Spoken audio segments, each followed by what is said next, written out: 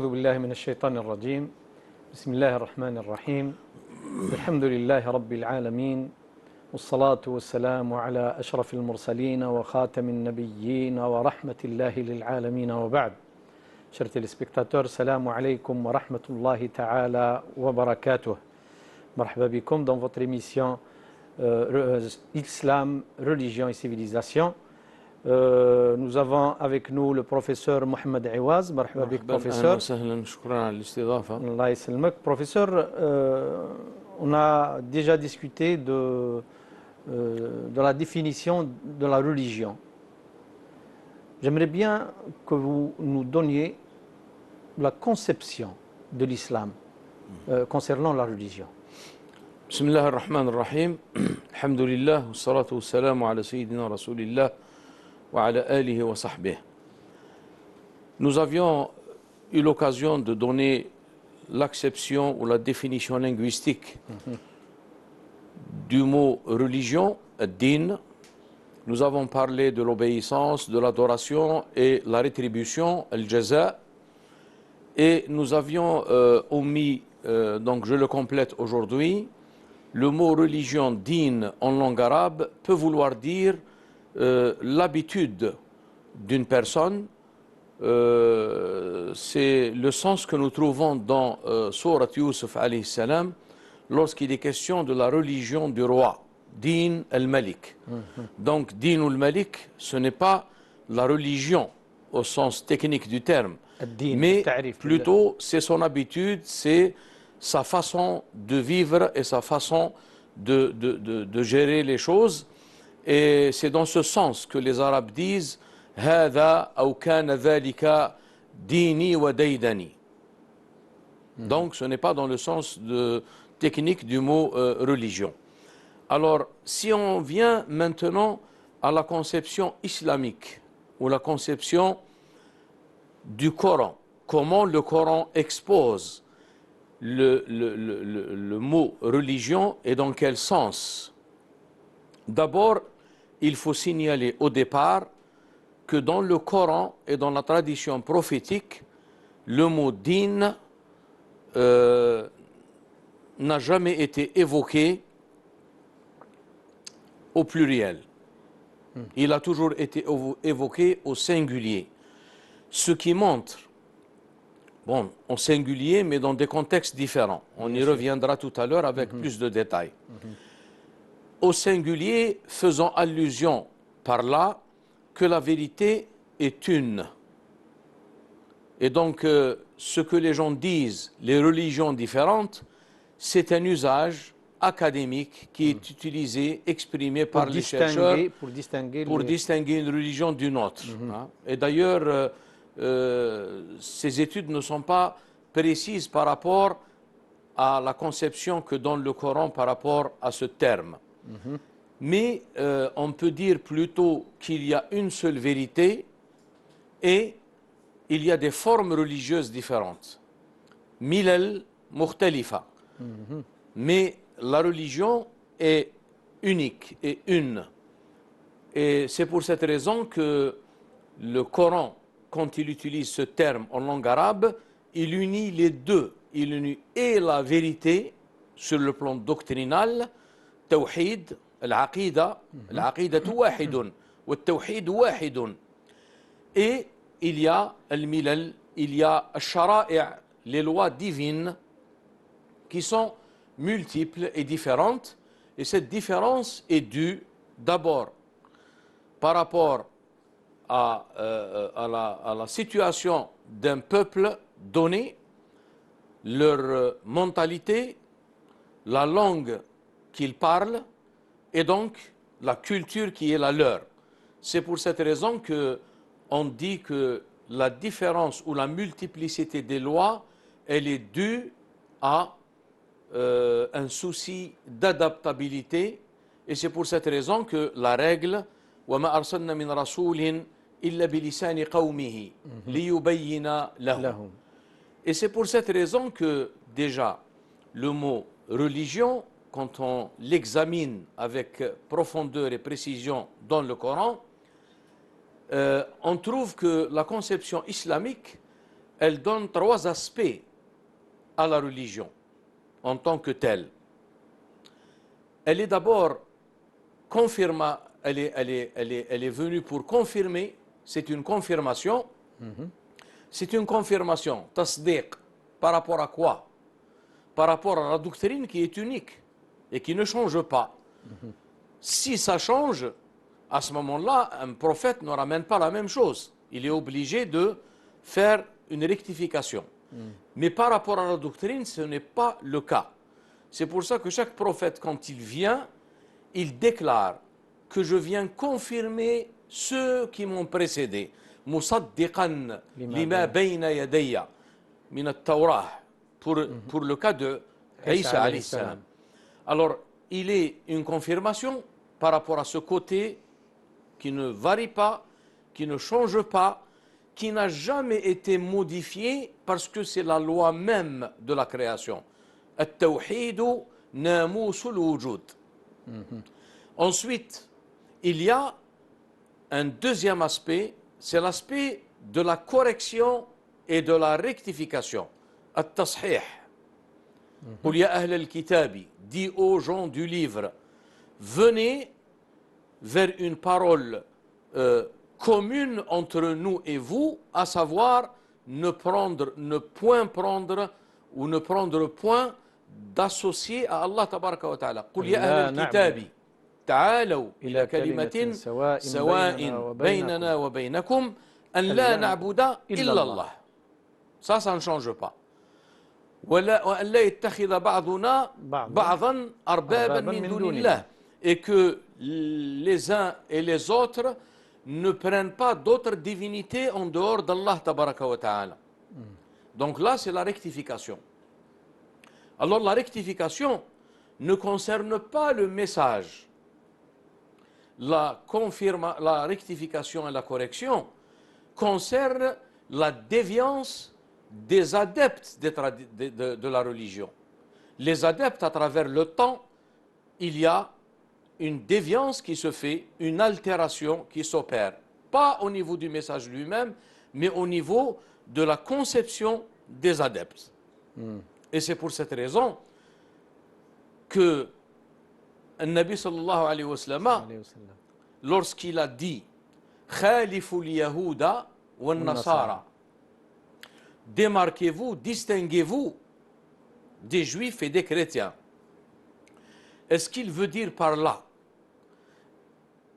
distinguez-vous ou bien démarquez-vous de Jésus et de Moïse? Absolument pas. C'est pour cette raison que la tradition prophétique dit Khaliful Yahuda wa Nasara, et elle n'a jamais dit Khalifu Moussa wa Isa. Ce qui implique nécessairement que la déviance, elle a été opérée au niveau des adeptes par rapport à leur tradition, à leur vérité qui leur a été transmise par leur prophète.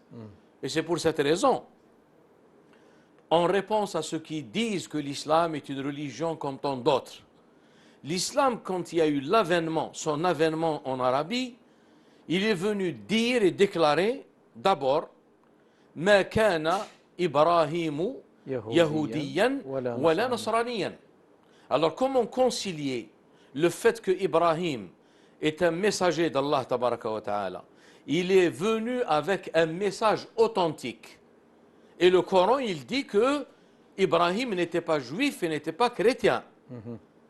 Ça veut dire qu'il y a quelque chose qui s'est opéré, une déviance, une déformation, une altération.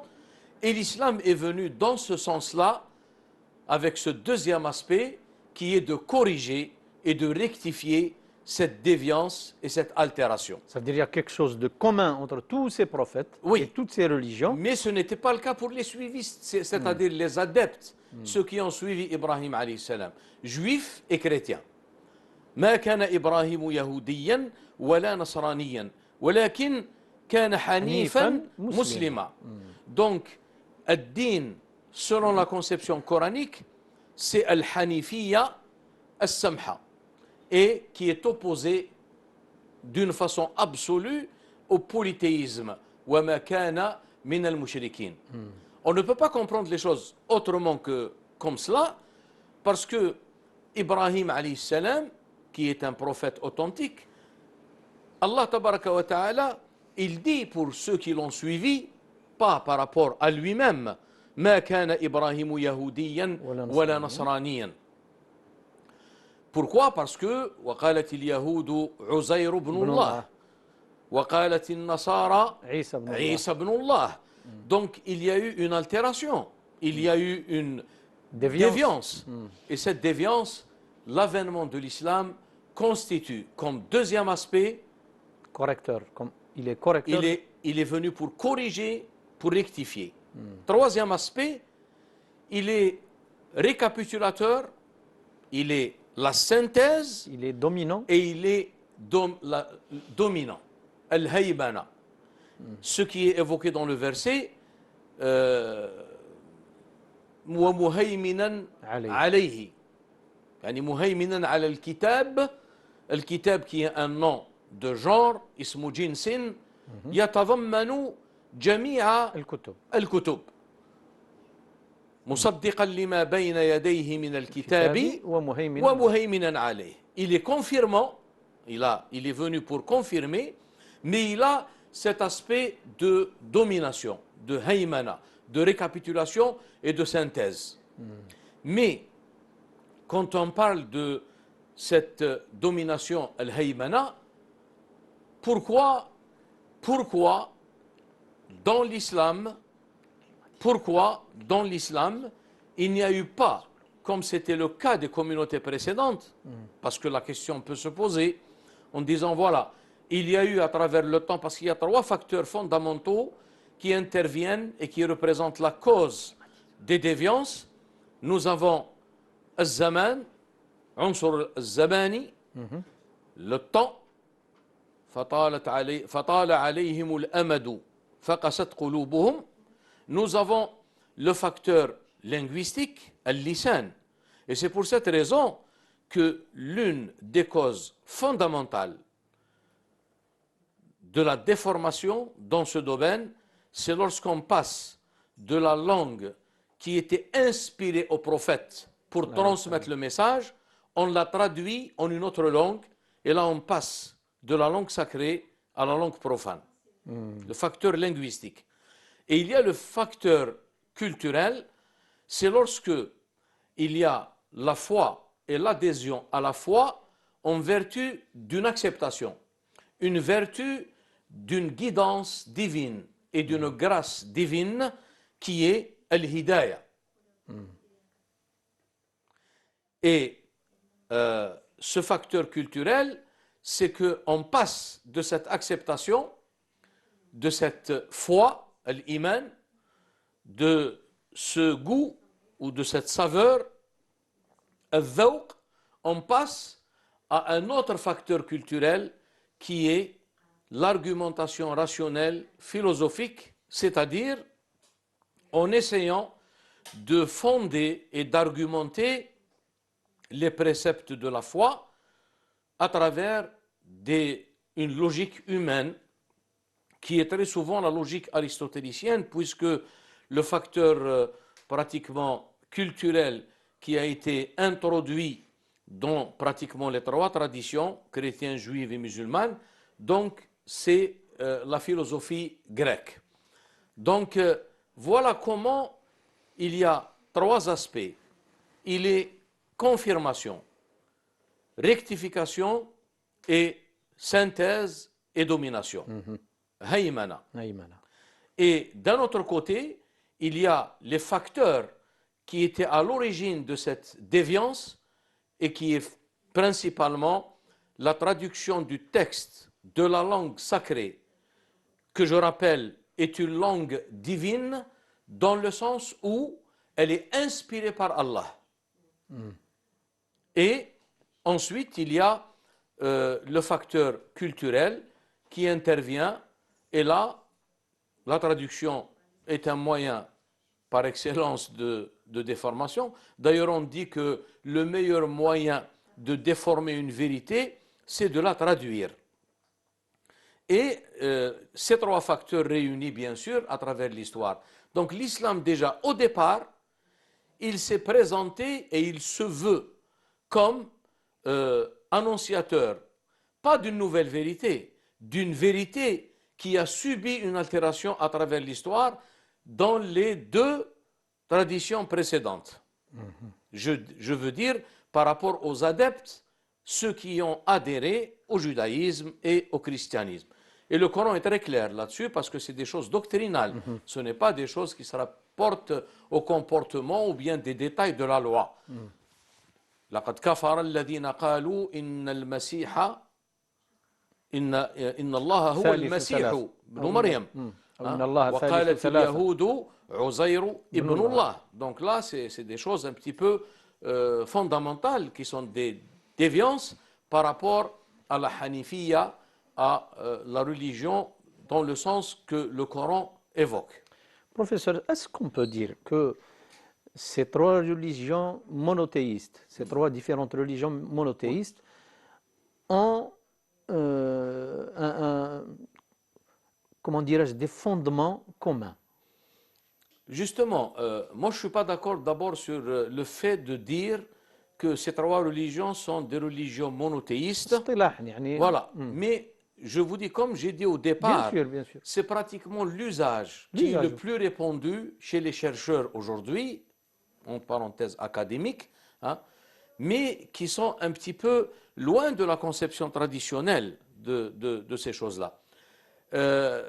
C'est vrai que Moussa alayhi salam n'a rien ramené d'autre que l'unicité, le tawhid, et l'appel à l'adoration de Dieu unique. Isa alayhi salam, c'est la même chose. Et ce que le prophète sallallahu alayhi wa sallam a confirmé, que les prophètes sont tous venus. Inna awhayna ilayka kama awhayna ila alladhina min qablika. Nous t'avons révélé, nous t'avons fait une révélation comme nous l'avons faite pour ceux qui t'ont précédé. Donc, an a'budullaha ma lakum min ilahin ghayruh. Vous n'avez pas d'autre Dieu que Dieu lui-même, qu'Allah tabaraka wa ta'ala. Sachant que, bien sûr, Allah par rapport à nous en langue arabe, dans les autres langues, il a un autre nom. Mais en tout cas, c'est la même vérité. Et là, c'est une question de différence de nom, parce qu'il y a une différence de langue, et pour donner le même sens, donc il faut que l'appellation change. Mais l'ismu mukhtalifun bikhtilafi al-alsinati في الأقوام المختلفين بالنسبة للأنبياء الذين ceux qui se sont adressés à eux, mais le musamma, le nommé, il est le même, il est unique. Donc, si vous voulez, à partir de, si on envisage la chose de ce point de vue, c'est-à-dire par rapport aux messagers qui sont venus ramener et rappeler cette vérité. Oui, il y a un point commun qui est l'unicité. Il y a un deuxième point commun, c'est que tous ont ramené les mêmes vérités et ont rappelé les mêmes vérités. Ils ne l'ont pas instauré. لم ينشئوا حقا ولم ينشئوا توحيدا إنما جاءوا ليذكروا به أولا. Deuxièmement, ils ont établi en fonction du langage qui était le leur et qui leur a été inspiré par Allah tabaraka wa ta'ala pour pouvoir transmettre le message, parce que les gens à qui ils se sont adressés parlent le même langage. وَمَا أَرْسَلْنَا مِنْ رَسُولٍ إِلَّا بِلِسَانِ قَوْمِهِ لِيُبَيِّنَ لَهُمْ. Voilà, donc de ce point de vue, on dit qu'il y a des points communs. Mais par rapport au sort et au devenir et aux déviances qui ont eu lieu à travers l'histoire par rapport au judaïsme et par rapport au christianisme, commençons d'abord par l'authenticité des Écritures par rapport à l'Ancien Testament et par rapport au Nouveau Testament. Et il y a tout un débat autour de ça. Alors, j'ai avancé tout à l'heure une question. Et qu'en est-il pour les musulmans? Pourquoi les musulmans, il y a 14 siècles, pourquoi il n'y a pas eu cette déviance? La question se pose. Nous sommes tous des humains. Pourquoi les chrétiens et les juifs, il y a eu au cours de l'histoire cette déviance doctrinale? Et ce n'est pas le cas pour les musulmans. Là, c'est un point fondamental pour comprendre la différence fondamentale entre l'islam et les autres religions ou traditions milal qui l'ont précédé. Alors, dans les autres religions, pour reprendre un petit peu la terminologie des chercheurs académiques contemporains, toutes les religions, qu'il s'agisse de religions révélées, diyanat samawiya comme ils le disent, ou bien diyanat al-wad'iyya, les religions qui ont été forgées d'une façon conventionnelle, ou bien elles ont constitué la déformation de la vérité telle qu'elle a été instaurée au départ.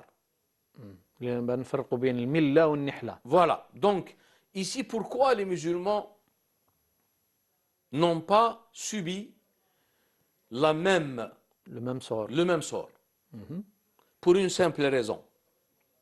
C'est que tout ce qui a précédé l'islam, c'était après le message authentique du messager, il y a eu l'intervention de la raison. Et on a essayé de connaître Allah tabaraka wa ta'ala à travers la raison, on a essayé de le qualifier par la raison, et on a introduit donc un effort humain, ce qui n'est pas le cas pour l'islam. L'islam, il est le seul et la seule religion à laquelle on n'adhère pas par une réflexion, mais on adhère à travers l'expression et la prononciation d'un mot, d'une sentence. Kalimat tawhid. Et c'est pour cette raison que le prophète sallallahu alayhi wa sallam, quand il s'est adressé à son peuple à la Mecque, il s'est adressé à eux, pas en leur fournissant des preuves philosophiques. Il est venu leur dire « Qulu », dites, prononcez. D'accord? Et c'est pour cette raison que le Coran, il ne cesse de répéter ce verbe à l'impératif qui est le verbe dire. Qulu amanna billahi wa ma unzila ilayna wa ma unzila ilaykum. C'est-à-dire qulu. Il ne s'agit pas de dire oui, je crois, j'ai fait une démarche et je suis arrivé à cette foi. Il faut dire. Et sans cette prononciation, la personne ne peut pas être considérée comme musulmane. En distinguant bien sûr deux parties de cette parole sacrée ou de cette parole consacrée, comme on le traduit généralement. Il y a la ilaha illallah qui exprime le tawhid et la deuxième, Muhammadun Rasulullah, et qui est pratiquement la deuxième partie qui évoque le sceau de la prophétie ou la clôture de la prophétie. Le prophète sallallahu alayhi wa sallam à la Mecque s'est limité à dire aux gens de la Mecque en leur annonçant « Qulu » dites « Qulu la ilaha illallah tuflihu ». Et d'ailleurs, il l'a exprimé en langue arabe puisque le message qui lui a été révélé, le moyen de transmission et, je dirais, d'exposer ce message, c'est la langue arabe. Inna anzalnahu Qur'anan arabiyyan. Et le prophète sallallahu alayhi wa sallam, Allah tabaraka wa ta'ala, il lui a attribué ce langage. Et il a dit que cette attribution de la langue arabe, lisan al-arabi, c'est pour faciliter la compréhension du message. فإنما يسرناه بلسانك qui est le langage, la langue arabe. Et justement, lorsque Allah tabaraka wa ta'ala a évoqué, pour nous montrer les différentes étapes de la révélation, il y a une étape de l'annonciateur ou de l'énonciateur, Allah tabaraka wa ta'ala, al-mulqi, il al-mutalaqi. Et ça, c'est une question purement intérieure qui n'a rien à voir avec une langue au sens que nous connaissons.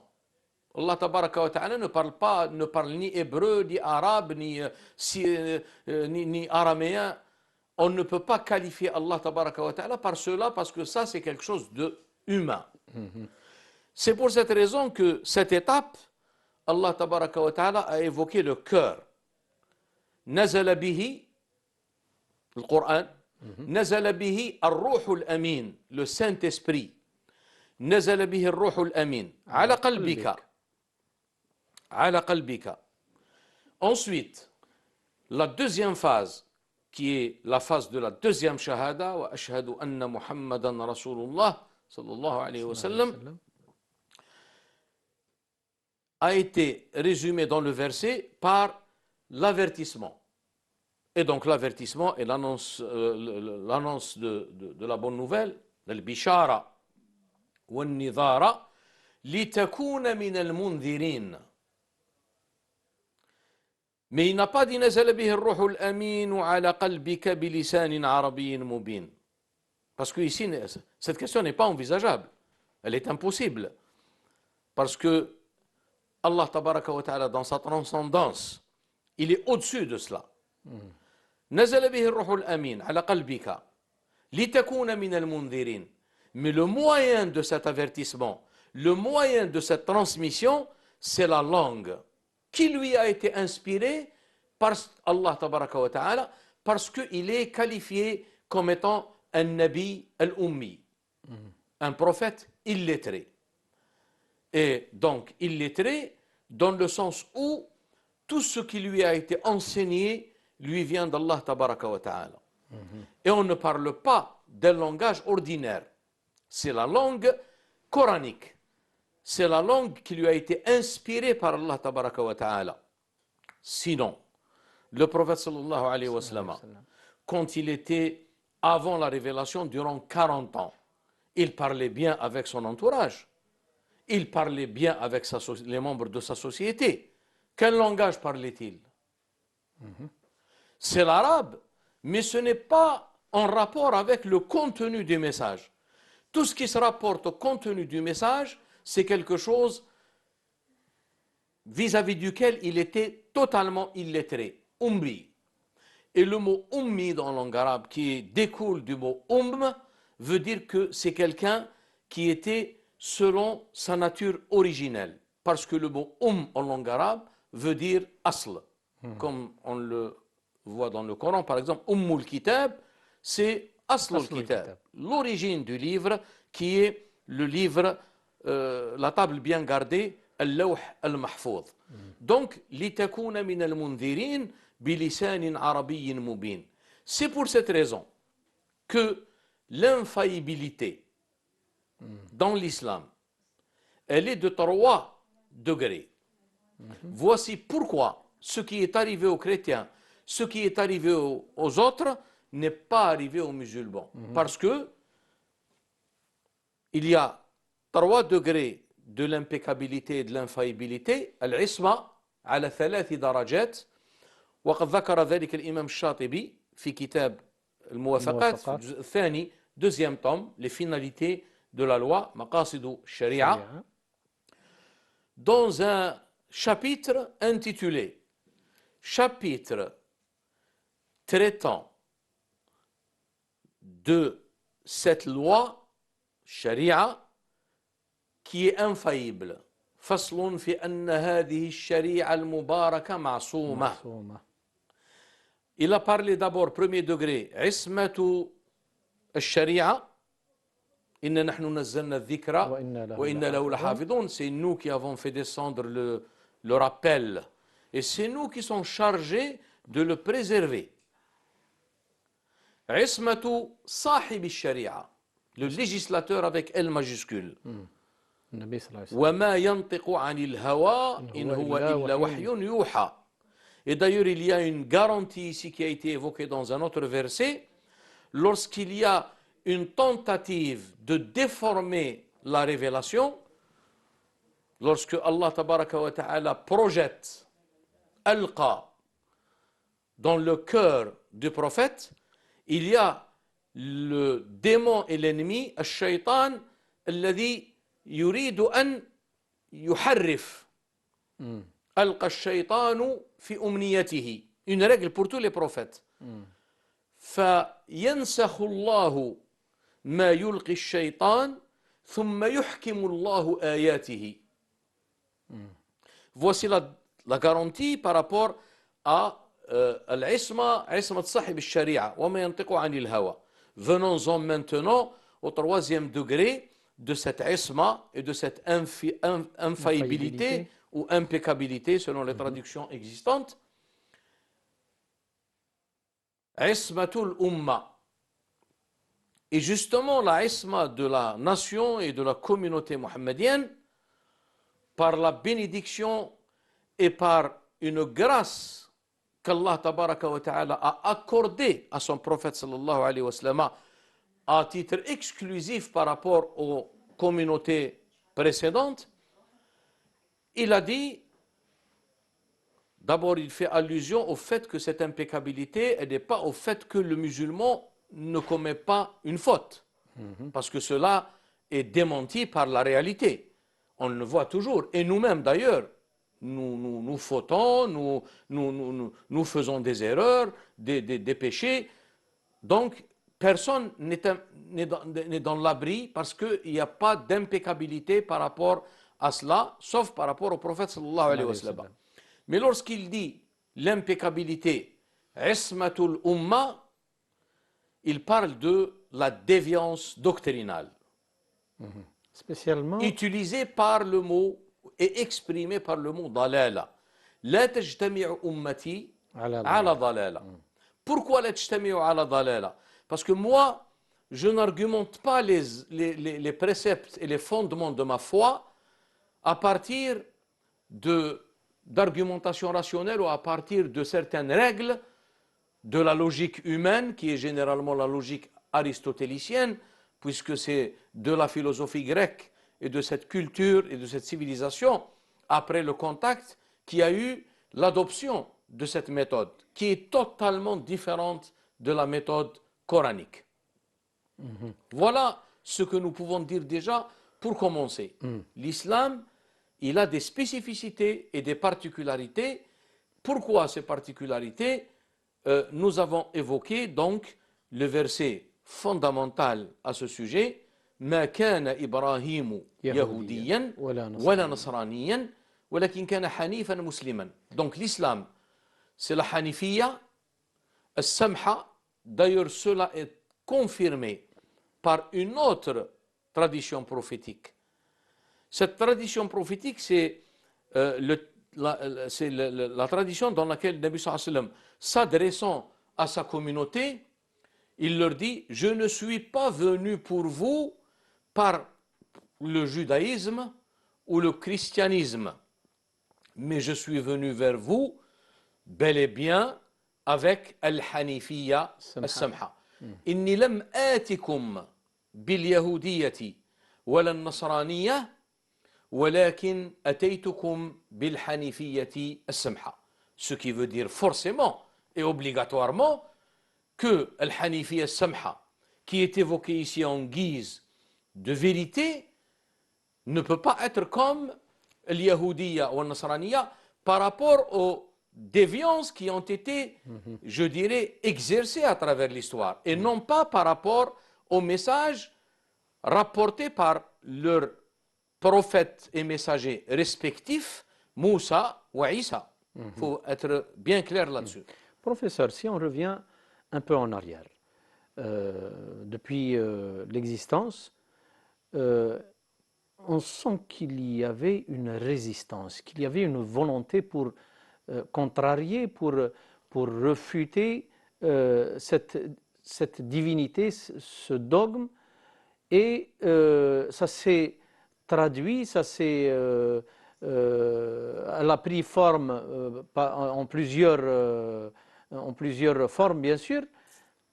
Cette résistance qui a amené à la diffamation, la déviation, et on sent qu'il y a une main basse qui veut préserver le savoir à elle-même, et une autre volonté qui veut dévier les gens de la vérité authentique qui est la foi et qui est الاعتقاد الصحيح. Vous savez, si on examine avec un peu de profondeur le texte coranique, peut-être je vais vous surprendre avec cette réponse, mais je dirais que la vérité n'a jamais été contestée parce qu'elle est la vérité. Et ceux qui l'ont contestée et ceux qui se sont opposés à cette vérité, c'est parce qu'ils savent que c'est la vérité. À commencer par le diable lui-même. Ah, voilà, lui-même. Et c'est pour cette raison que Allah tabaraka wa ta'ala, dans le Coran, dit وَمَا أَرْسَلْنَا مِنْ رَسُولٍ بِأُسْلُوبِ الْحَصْرِ. Ça veut dire exclusivement. Chaque prophète, messager, quand il est envoyé vers son peuple, il a été envoyé pour être, je dirais, obéi. وَمَا أَرْسَلْنَا مِنْ رَسُولٍ إِلَّا لِيُطَاعَ بِإِذْنِ اللَّهِ. Vous allez me dire, mais il y a des gens qui se sont opposés au message prophétique, tous les messages d'ailleurs. Comment réconcilier cela avec ce que je suis en train d'exposer?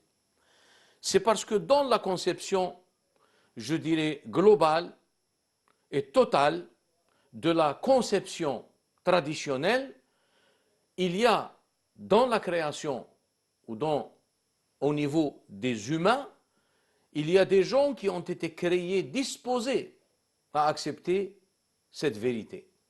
D'autres qui ne le sont pas.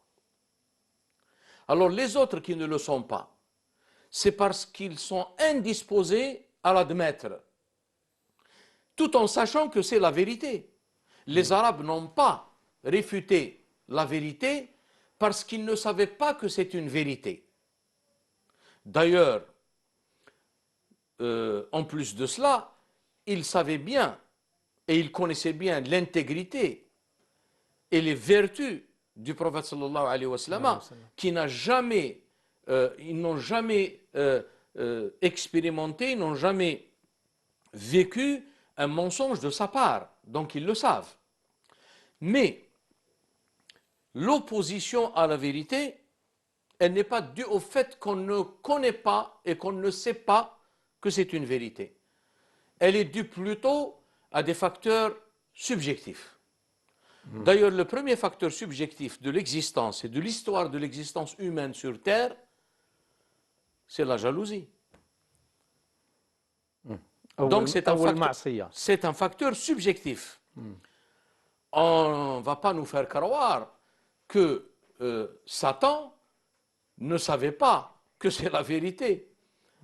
Et d'ailleurs, des fois, on rapporte des entretiens avec des grands maîtres où on dit que Satan leur a posé la question, Iblis, en disant Allah tabaraka wa ta'ala yaqul wa rahmati wasi'at kulla shay. Suis-je une chose ou pas? Donc c'était difficile de répondre. Donc c'est les facteurs subjectifs. Ana khayrun minhu. Je suis meilleur que lui. Khalaqtani min narin wa khalaqtahu min tin. Rappelons que à partir de son origine, le feu ne peut jamais descendre en bas. Même si vous mettez le feu vers le bas, elle va remonter.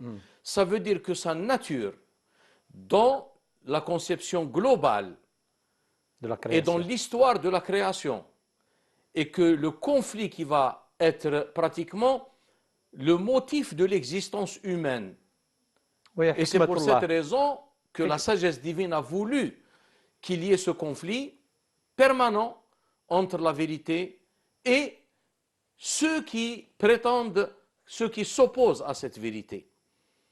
Et c'est pour cette raison que mais il y a des gens qui sont disposés à obéir, d'autres ne le sont pas. Mais dans la conception globale, ils font tous partie des créatures d'Allah tabaraka wa ta'ala. C'est pour cette raison que les Arabes, lorsqu'ils sont venus voir le prophète sallallahu alayhi wa sallam, ils se sont opposés à lui. Ils étaient très hostiles d'ailleurs. Ils lui ont même, je dirais, fait subir des choses atroces pour essayer de... Pour eux, hein, d'ailleurs, Tabbat yada Abi Lahab, elle révèle pratiquement ses comportements. Mais les Arabes, qu'est-ce qu'ils ont dit par rapport au prophète sallallahu alayhi wa sallam? Il a dit, ils lui ont dit, Saqaytum fasaqayna. At'amtum fa'at'amna. وجاءكم من عند الله نبي من أين نأتيكم بنبي. C'est la jalousie. Donc, cette question de s'opposer à la vérité parce que pour eux, ce n'est pas la vérité, ça n'existe pas. C'est une pure illusion.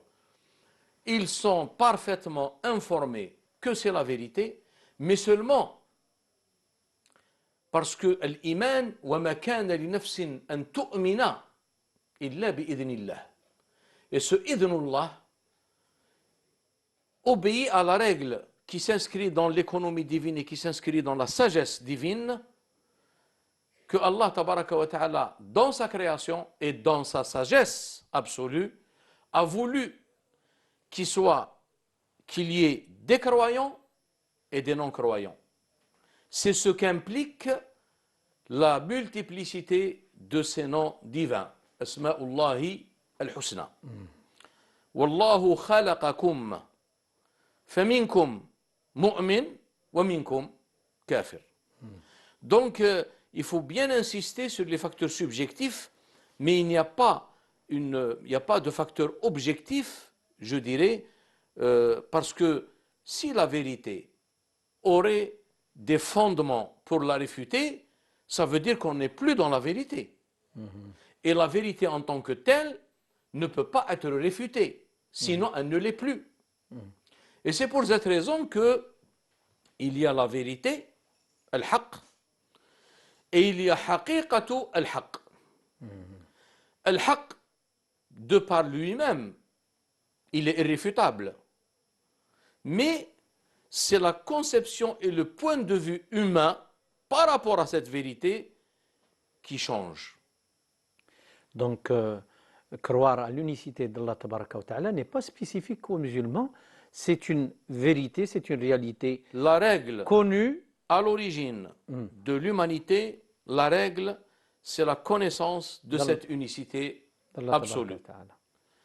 L'altération et la déformation ou la déviance a eu lieu à travers l'histoire. Et j'ai expliqué pourquoi. Exactement.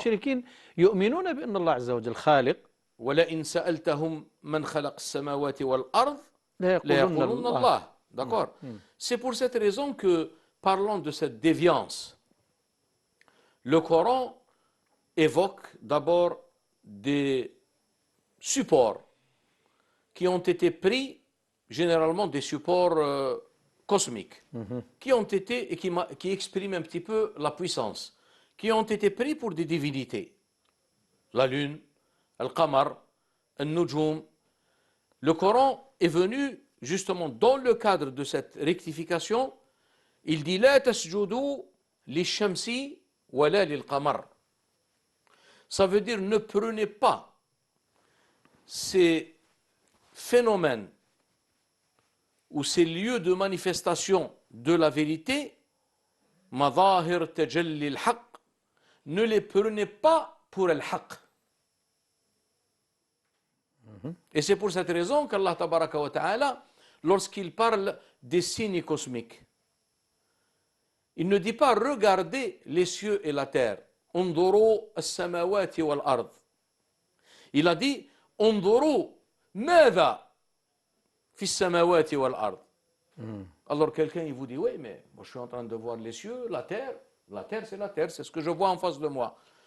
Mais le sens ici c'est que ce que tu vois dans l'aspect apparent extérieur des choses, il est la manifestation d'une vérité. Si tu es disposé par la grâce d'Allah tabaraka wa ta'ala en vertu de la lumière qui a été déposée dans ton cœur, أَوَمَنْ كَانَ مَيْتًا فَأَحْيَيْنَاهُ, comment on l'a revivifié, وَجَعَلْنَا لَهُ نُورًا يَمْشِي بِهِ فِي النَّاسِ, et lui avons accordé une lumière en vertu de laquelle il se déplace, il marche parmi les gens. Cette lumière, Allah tabaraka wa ta'ala, cette lumière qu'il a déposée dans le cœur, c'est grâce à cette lumière que on perçoit cette vérité. C'est-à-dire on perçoit l'unique à travers le multiple. Parce que, qu'on le veuille ou pas, en dehors d'Allah tabaraka wa ta'ala, ma siwa al-haq, il n'y a que les signes de la manifestation de l'haq. Parce que le Coran nous rappelle هو الأول والآخر والظاهر والباطن.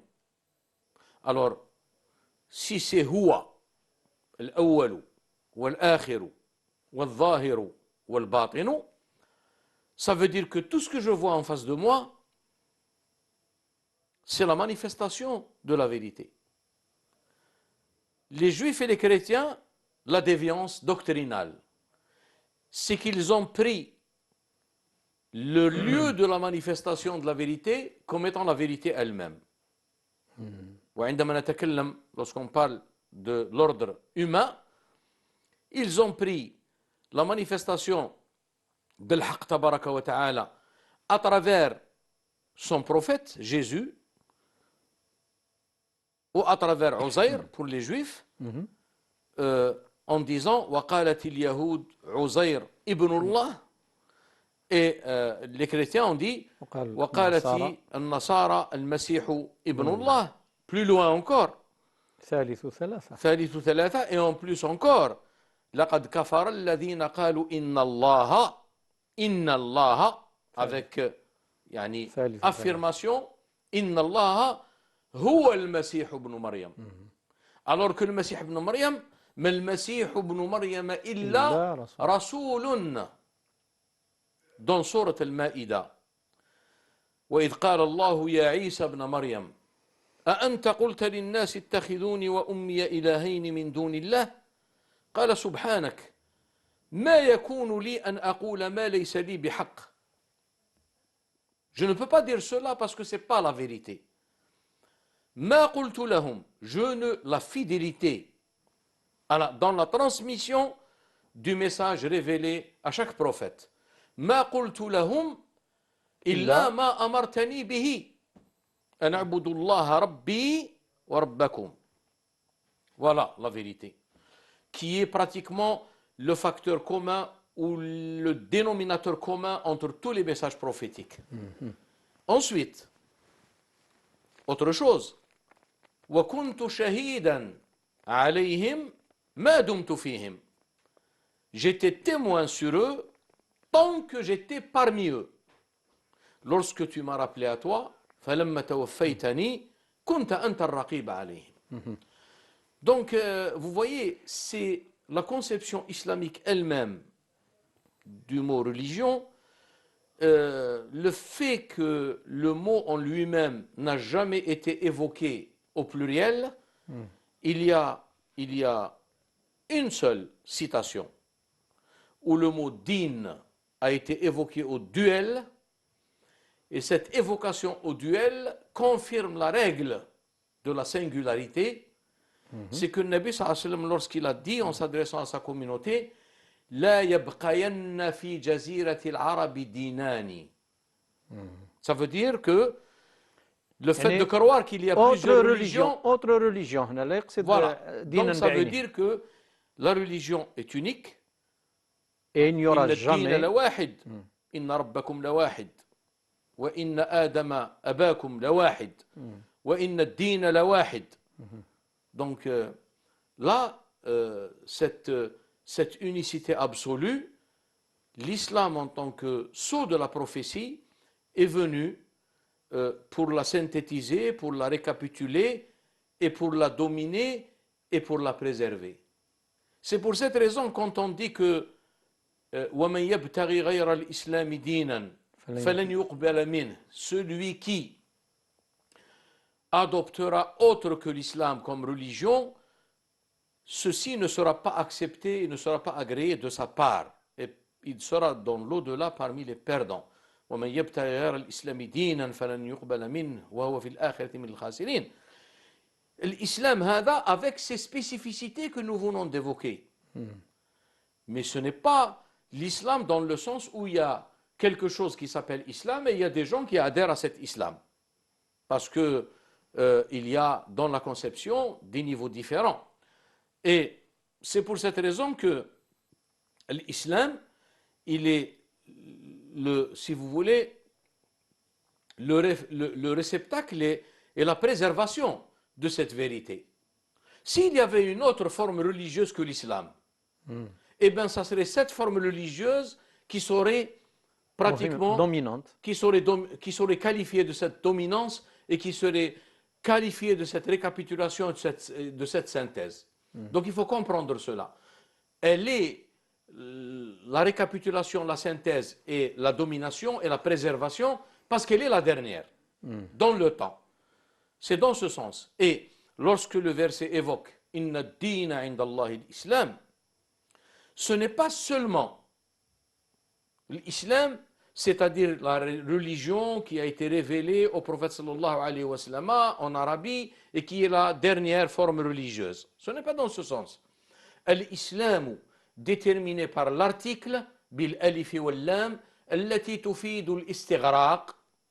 Ça veut dire que tous les messages qui ont émané d'Allah tabaraka wa ta'ala à l'adresse des messagers qui étaient chargés de transmettre cette vérité, tout cela est inclus sous le nom de l'islam.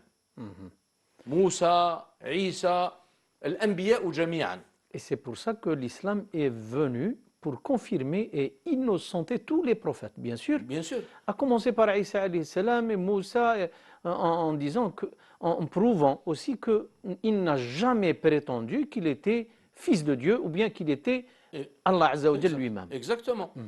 Exactement. C'est pour cette raison que nous, il nous est recommandé fortement de ne pas sortir du cadre de la langue par laquelle a été révélé ou dans laquelle a été révélé le Coran, la langue arabe. Et la langue aussi coranique, c'est-à-dire lire le Coran. Et non pas essayer d'interpréter les choses en fonction de notre raison. Tout ce que je viens d'exposer, on peut après le voir dans les qualifications ou les adjectifs qui qualifient le mot din. Il y a plusieurs dans le Coran. Le mot din a été qualifié par plusieurs qualificatifs. Awsaf. Il a été évoqué d'abord fi murakkabatin wasfiya, c'est-à-dire il y a le mot din suivi d'un adjectif épithète, ou bien dans un contexte d'une annexion, murakkab idafi, et on verra bien sûr dans les détails ces versets qui évoquent pratiquement ces spécificités du terme din dans l'usage coranique. Professeur, parmi les qualificatifs de la religion de l'islam, beaucoup de savants l'ont qualifié de religion pure et parfaite. Hein? Et on est entièrement d'accord qu'elle est divine, bien sûr, mais cette pureté, elle vient du fait que Allah tabaraka wa ta'ala a promis de préserver cette religion, a promis de préserver le Coran. C'est la garantie d'Allah Tabaraka wa Ta'ala que cette religion restera pure et préservée. Elle ne sera jamais sujet de déviation ou de diffamation. Le verset que vous venez de citer a utilisé le mot dhikr et n'a pas utilisé le mot Coran, ni le mot livre, ni le mot furqan, qui sont pratiquement des termes avec des significations différentes. L'évocation du mot rappel, inna nahnu nazzalna dhikra, ça veut dire que c'est par rapport à sa transmission orale. Et c'est grâce à cette transmission orale que nous attestons l'authenticité du texte coranique. بل هو آيات بينات في صدور الذين أوتوا العلم, et non pas le livre al-kitab, parce que al-kitab peut donner le sens de al-maktoub, ce qui est écrit. Les mains peuvent toucher ce qui est écrit, mais ce qui est dans les poitrines. Et c'est pour cette raison que la facilitation de l'apprentissage et de la mémorisation, qui est une transcription sur la table des cœurs, ceci a été le moyen par lequel Allah Tabaraka wa Ta'ala a préservé ce dhikr, et la facilitation, c'est ce qui a été rappelé dans le Coran. وَلَقَدْ يَسَّرْنَا الْقُرْآنَ لِلذِّكْرِ إِنَّا نَحْنُ نَزَّلْنَا الذِّكْرَ وَإِنَّ لَهُ لَحَافِظُونَ. Donc, وَلَقَدْ يَسَّرْنَا الْقُرْآنَ لِلذِّكْرِ, ça veut dire nous avons facilité le Coran par rapport à sa mémorisation. Et d'ailleurs, je ne connais pas dans les adeptes des religions, toute religion ou disons toute forme religieuse, toute tradition confondue, je ne connais pas jusqu'à présent quelqu'un qui apprend par cœur son texte et son écriture sainte. Ça n'existe pas. C'est spécifique à la Ummah musulmane. C'est spécifique à la Ummah Muhammadiyya. D'ailleurs, lorsque le prophète sallallahu alayhi wa sallam, dans un entretien avec Allah Tabaraka wa Ta'ala, qui a pour but et finalité de nous révéler l'importance, il dit: جعلت إبراهيم خليلا وجعلت عيسى روحا وجعلت موسى كليما وأنا فقال ألم أجعلك حبيبا. Et ça, c'est dans Ibn Kathir, dans l'interprétation et le commentaire de Surat Alam Nashrah. وجعلت صدور أمتك أناجيل. Donc ça veut dire que cette spécificité, elle est accordée à la communauté muhammadienne. C'est-à-dire que parce qu'elle est la communauté, la dernière communauté, et qui a été le réceptacle qui a accueilli ce message et qui est aussi chargé de le transmettre et de le perpétuer, non pas à travers la prophétie, parce qu'elle a été interrompue, mais à travers l'héritage de la prophétie, al-wiratha al-nabawiyya. Et c'est pour ça, je crois que vous serez d'accord avec moi, que le prophète sallallahu alayhi wa sallam, l'un des signes majeurs de l'Yawm al-Akhir, c'est que hadha al-dhikr sawfa yurfa'. C'est-à-dire, cette divinité, cette dernière révélation avant le dernier jour, elle sera levée, elle sera absente bien sûr. Donc je crois que nous avons un petit peu fait le tour de table sur le mot religion, sur le plan linguistique et sur le plan technique bien sûr. On aura l'occasion de donner plus d'explications et d'éclaircissements sur ce sujet, Inch'Allah, dans notre émission prochaine, Inch'Allah, samedi, si vous le voulez bien. Donc, je rappelle aussi que vous pouvez nous écrire sur le mail qui va être affiché au bas de l'écran, bien sûr. Notre mail, islam, religion et civilisation, @entv.dz. Vous pouvez nous écrire et faire même des propositions, si vous voulez, bien sûr, à l'émission. Donc, on vous donne rendez-vous samedi prochain, Inch'Allah. Barakallahu fikum. Au revoir. Assalamu alaikum wa rahmatullahi ta'ala wa barakatuh.